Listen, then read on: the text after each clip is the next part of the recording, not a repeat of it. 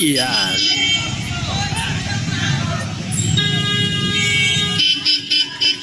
Isang nakabike at saka nakakotse. Nagpapangayan, nagsuntukan.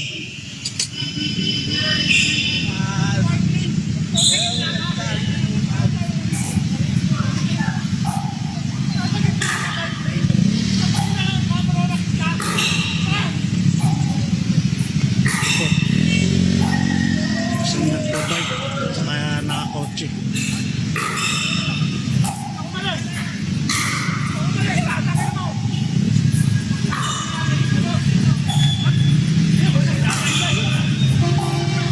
Paano naman ito mga ka-plastic since ang LTO ay nagbitaw ng batas na tatanggalan ng lisensya ang sino mang ma-involve sa road rage? Paano kung ang case naman is siklista versus driver ng sasakyan? So sino lang ang pwedeng matanggalan ng lisensya dito mga ka-plastic? So wala naman lisensya ang bicycle, di ba? Ang matatanggalan dyan yung driver mga ka-plastic. Diba? Hindi naman not all the time na ang mga nakakaaway na mga kapwa motorista ay may motor. Karamihan dyan mga bikers. Tulad nitong nakikita nyo ngayon sa video na ito.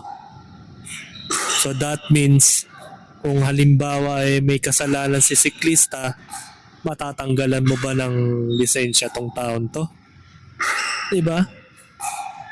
Kaya nga hindi natin pwedeng sabihin na i-conclude ng LTO na kapag nahuli kayo on the spot sa road rage ay tatanggalan kayo ng lisensya. Paano kung yung kaaway niya ay isang ano lang, siklista lang. Diba? So ang mangyayari niyan, case to case basis, investigasyon. So mapapatunayan kung sino talaga ang naging mali sa puntong yon. Yan, di pa tapos. Susuntong ka pa.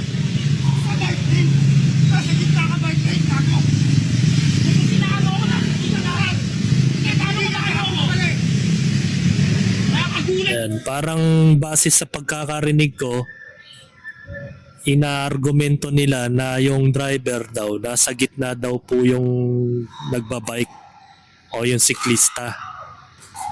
Tapos ang ikinakatwiran daw ng siklista, nasa bike lane daw siya.